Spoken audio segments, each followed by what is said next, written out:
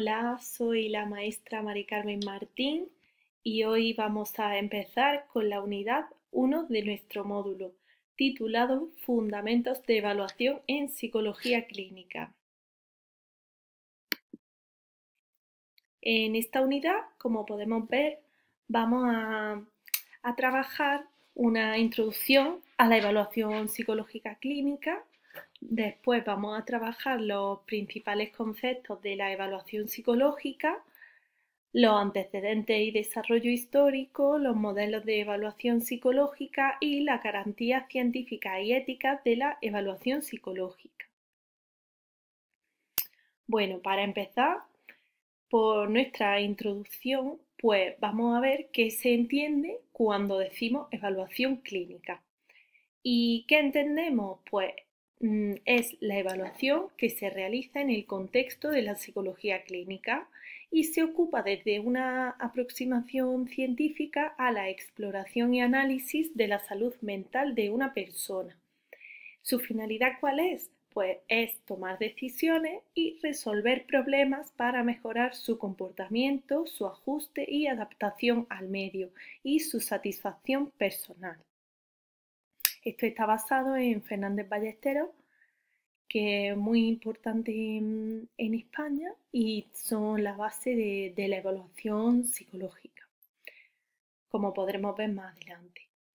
¿Cuáles son algunos de los objetivos de la evaluación? Pues describir, clasificar, predecir, explicar, cambiar o valorar tratamientos o intervenciones aplicadas.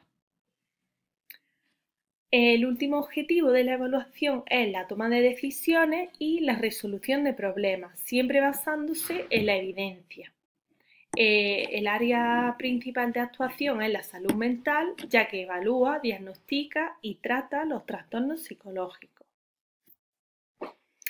Vale, el siguiente apartado habla sobre los principales conceptos de la evaluación psicológica, donde nos encontramos diferentes conceptos, como es medición, ciencia. ¿Qué hace de una disciplina que sea científica? Pues el poder medir sus fenómenos estudiados, ¿no?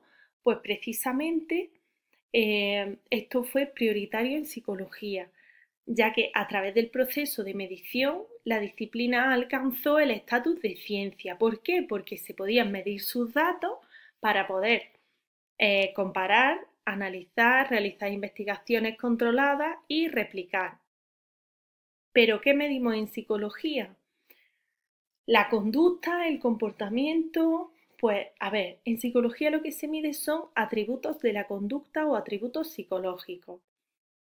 Si ponemos un ejemplo, pues en fumar sería, por ejemplo, la dependencia psicológica al cigarrillo. La distinción entre medir un objeto y medir un atributo. Claro, es diferente porque aquí tenemos un ejemplo de si medimos una mesa, que es un objeto físico, no la medimos como tal, la mesa, sino medimos atributos de esta, como son su largo, su ancho, su altura. Entonces, ¿qué pasa cuando se pretende medir un comportamiento? Pues que se miden atributos psicológicos que nos interesan de la persona, como puede ser ansiedad, adicción al tabaco, su motivación. ¿Y esto cómo se mide? Pues a través de indicadores, que son instrumentos que nos van a mostrar de manera indirecta el atributo que pretendemos medir. Volviendo al término de evaluación psicológica, está todo un proceso cuya meta es identificar, rotular, seleccionar, plantear objetivos, intervenir, pronosticar y volver a evaluar si los objetivos planteados se alcanzaron. ¿Y con esto qué pretendemos? Pues buscar que sean útiles para toma de decisiones en psicología clínica. Vale, pero evidentemente no solo se aplica a algún tipo de prueba para conocer el estado actual del sujeto o del grupo de sujetos, ese es solo el primer paso. El proceso de evaluación supone que la conducta medida por medio de algún instrumento específico muestre repertorios de conducta del sujeto evaluado. El objetivo final es la toma de decisiones, como ya hemos dicho. La evaluación psicológica persigue estas 4 cosas que ya hemos visto y pasamos a su antecedente y desarrollo histórico, que como ya sabemos siempre es importante saber de dónde viene algo para saber dónde está a día de hoy. En este caso, los considerados padres de la evaluación psicológica son Galton, Binet y Cattell. ¿Vale? De cada uno podemos ver sus características más importantes según el color. De Galton, pues inventó el test mental. De Cattell podemos ver que fue el primero en Estados Unidos en establecer el estudio de las diferencias individuales y de los test psicológicos. Y de Binet, pues podemos ver que es el primer autor que formula un diagnóstico psicológico y que contribuye a la psicometría.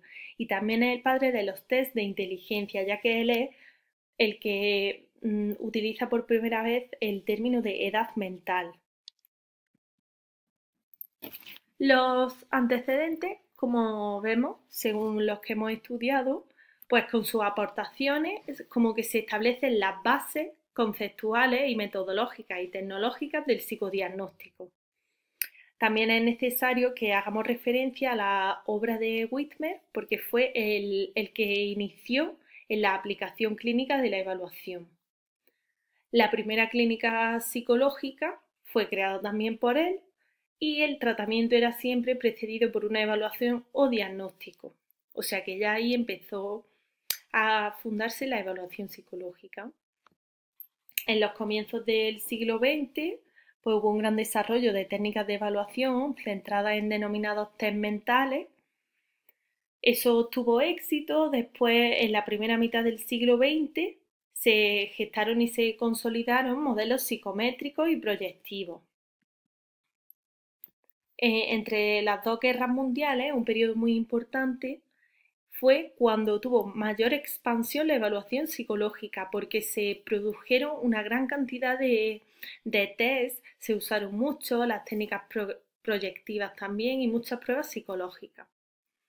Entonces, como podemos ver aquí, históricamente, cada enfoque ha tenido una importancia y eso ha dado lugar a la madurez de la psicología que tenemos hoy día. Los modelos de evaluación psicológica. Pues en evaluación psicológica podemos encontrar diferentes modelos, ¿no? Que siempre sirven de base para la evaluación y son diferentes en algunos aspectos unos de otros.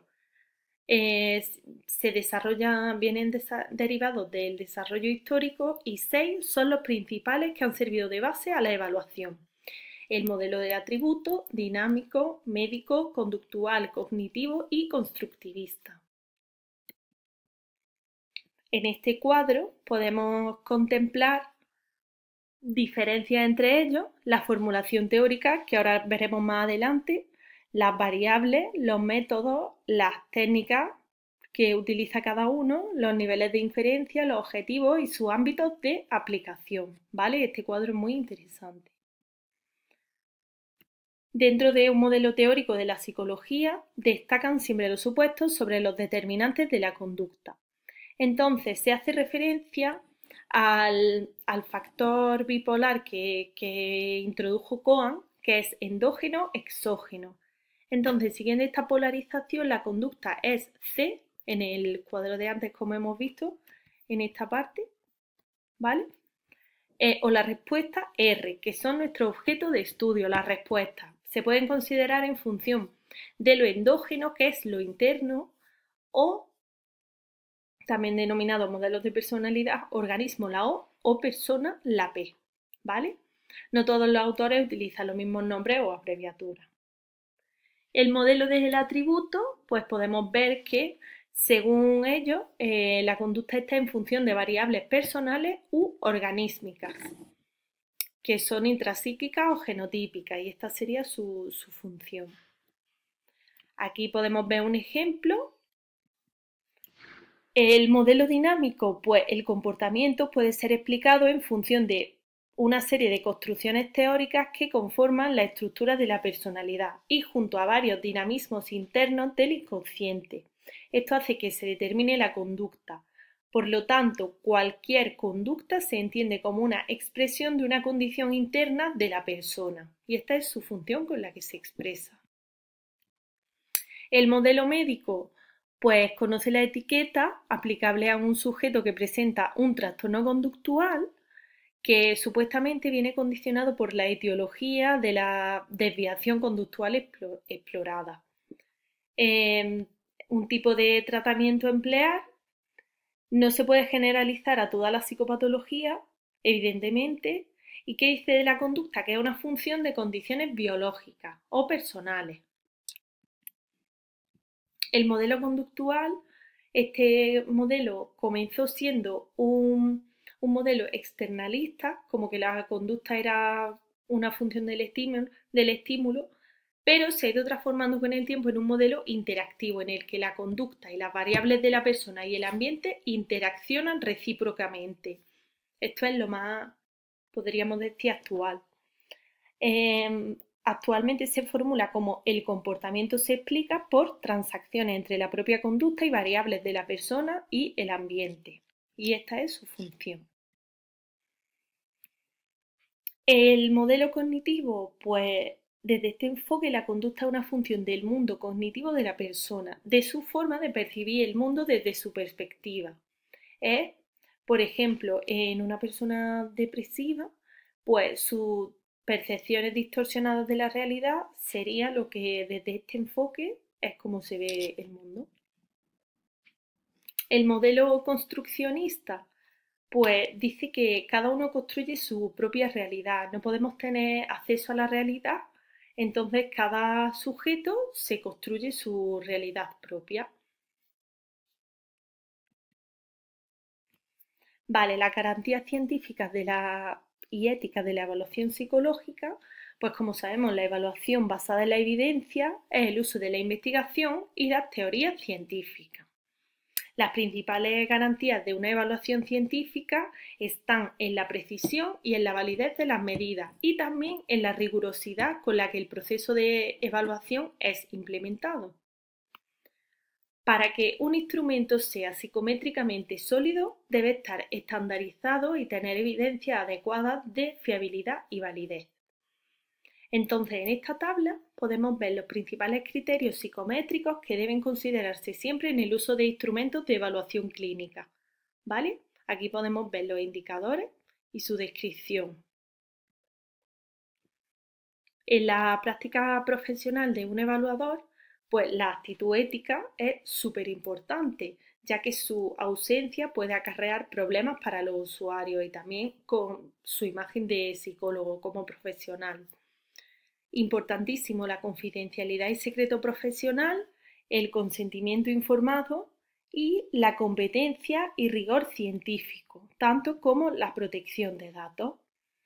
¿Vale? Y esto es todo. Aquí podemos encontrar referencias bibliográficas utilizadas para esta unidad y muchísimas gracias por su atención.